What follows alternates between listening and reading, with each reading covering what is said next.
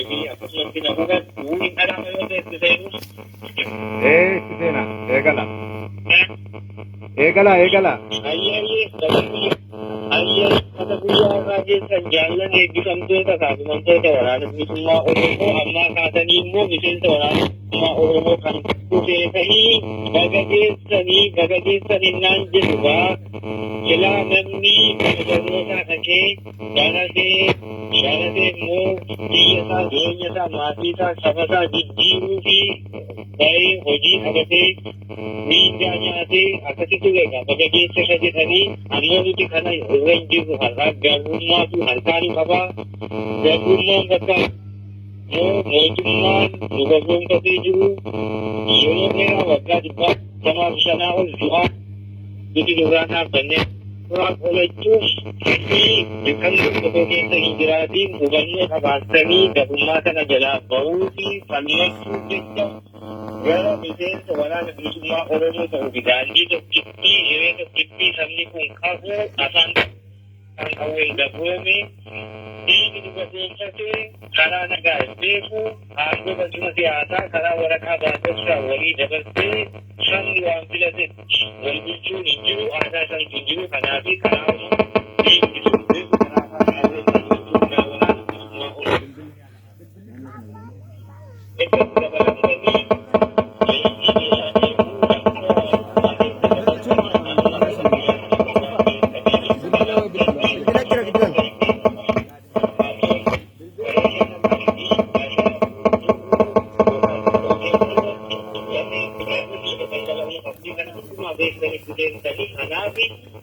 Garbummaa jalaa faana jennee falmachuu qindeessa waraana bilisummaa Oromoo ta'uu gammachuu jechuudha. Kanaaf bara keessatti hin jedhe malee nama silaaf ba'ee baratee barnoota nyaata amma biyya jijjiiru akka kana kaasanii bara keessatti poolisii kan qabaataa miidhagaa guyyaa itti bakka adda addaatti falmii garbummaa ofirraa kaasuu fi gochaa turre kophaatti akkamaa fi sagadandaatti gochaa turre sana lakkisneetu akka sabaatti daandii tokko walirratti dhufnee barreessitee wal fakkaataa fi yaada wal fakkaataa qabnu saba keenyaaf wareegama kaffallee riqicha ta'anii sabicha bilisa baasuu yookaan ammoo warra abbaa qabsoo ta'anii itti bilchoofne galmaan diinni bilisummaa kana keessaa tokko an kanatti hiriirraa hin qabu waraanni bilisummaa Oromoo kanaaf baga keessan kanatti niin jedhee baga gammaddanii baga guyyaa kana qaqqabdanii isinii jechuu barbaada. Amile.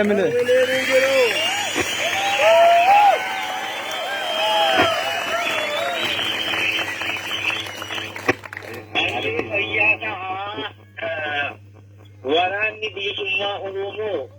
saba Oromooti bakka bu'a. Egeree Oromiyaati. Gaachana irree dahuu akkasumas immoo waraana biyyaa Oromoo akka sabaatti biyya qabaatee Oromiyaa jaallate keessatti waraana raayyaa biyyaa kana buutee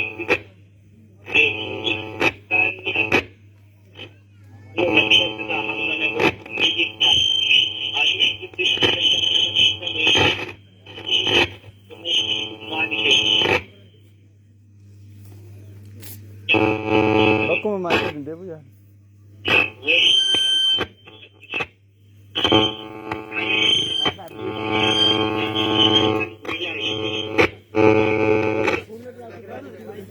अच्छी रामले अच्छी इंतनी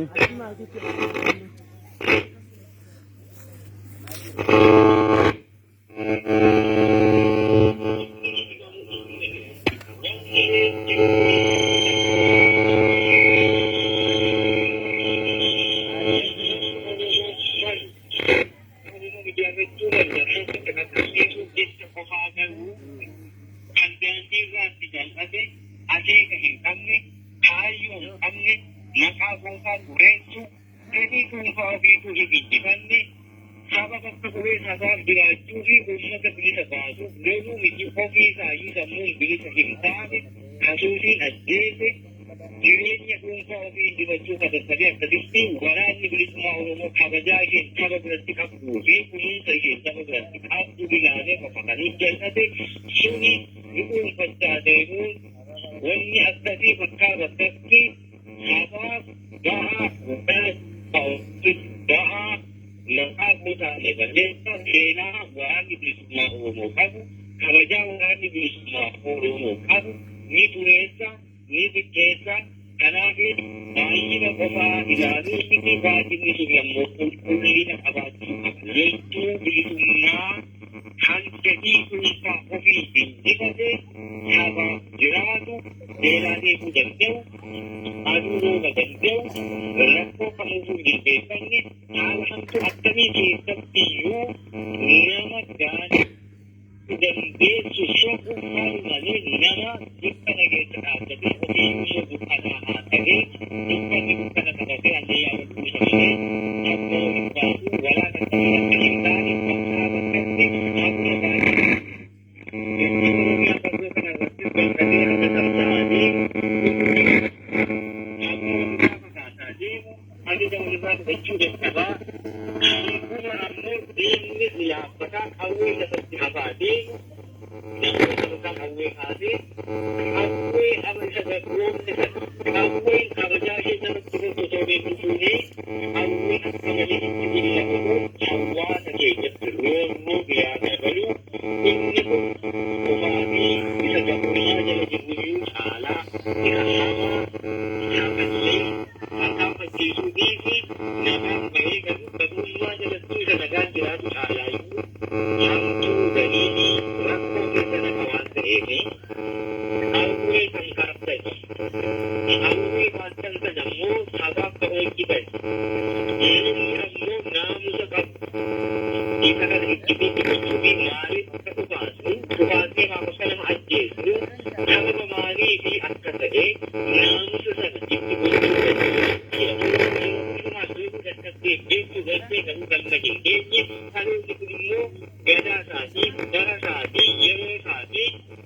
kanaaf yeroo arganne gadaa arganne bara arganne kana busheessuu hin qabnu qawwee bakka bakkaa lafa harcaa deemuu fiitti kana caalaa mootummaa laaffatee fi saba jamaataa deemu keessatti namni qawwicha funaanuu qofaa miti mataanis waliin hojjechaataa deemuu qabaa jechuudha. Miira ayyaa ta'e yoo ta'e boo lottee konkolaataa diinaa yoo boojite mataan kee isuma kaleessa miilaan yaa'u yaadi ta'uu hin qabu kana waliin ol guddachuu qaba sammuu bilchaate akka naannootti akka jaamiyaatti akka iddoo kadhannaa sirriitti qofaa yaaduu osoo hin taane akka waraana bilisummaa Oromoo ka Oromiyaa biyya ijaaruuf yaaduu jalqabuu jiru irra jiraata kaleessa haala hamtuu keessa taasiyaan kanneen harcaanee walii gadi faffacaanee wama gabummaa ofirraa qolachuu fi ol jiraachisuu qabsee jiraachisuu keessumaa hedduu jechaa turre amma immoo waliin sassaafamnee itifni jaarmiyaa waraanaa guddaa guddeenii irraa kutaa waraanaan gafoorii hanga waraana biyyaa ta'ee loluutti ijaaraa deemutu nurra jira sun immoo nama tokko irratti nama lama irratti ta'uun beekfate miti hundi keenya lubbuu itti laannee itti seenne lubbuun keenya immoo wayti gagaafatama sanaa qabna bakka hundumaatti waan biyyaan ta'uu malee biyyatti ba'aa ta'uu qabsootti ba'aa ta'uu maqaa waraana bilisummaa Oromoo kabajaa waraana bilisummaa Oromoo kaballeessi kan ta'uu hin qabdan harkaa kaasanii waraana bilisummaa Oromootti yeroo dabalattan lakkoofsaan isa guddistuu hidhannoo guddistuu bakka kaawwate gurgiduu akkasumas immoo kan taasisaa naamusa akkasumas kabajaa waraana bilisummaa Oromoo itti bu'uu imaanaan sin akka jettisa kana fudhaa maddaa bahaa waadaa seetu iddoo gidduu ishee rafamne waadaa hin qabne garagaraan ta'uu qaba kana ta'uu qabaadha kanaa sinitti dheeressuu guyyaa gaarii qabaadha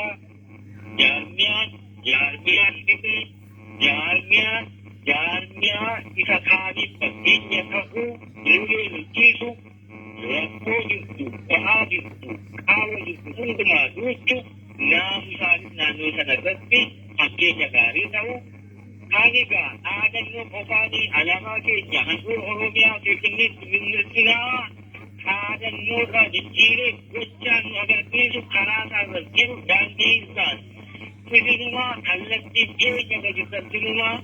duuba yaanii isa dhugga jiru ol harkisee ani asoo fiigaa jira. Kaanuma sigee jechuu barbaada dhaadannoo qofa taatee hin hafiini dhaadannootii gochaa argitee fi barri bara dirqiitii gataan gataa injifannootii injifannoon uummata Oromootii jabaadhaa milkaa waan inni keessummaa fayyaa ta'a sagantaa gaarii qabadha.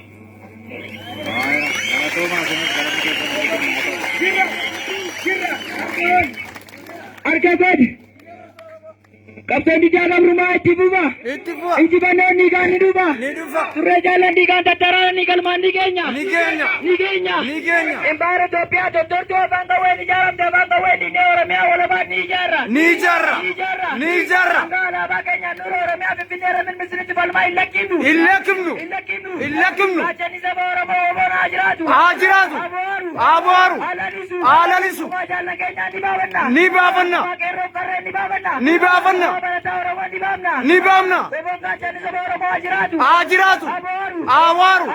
haalalisu injifannoon uummata Oromoo gadaan garaatu mura qabsoo afarfartu nafarfartu shooleedha arrangaltu mooleedha afarfartu nafarfartu shooleedha arrangaltu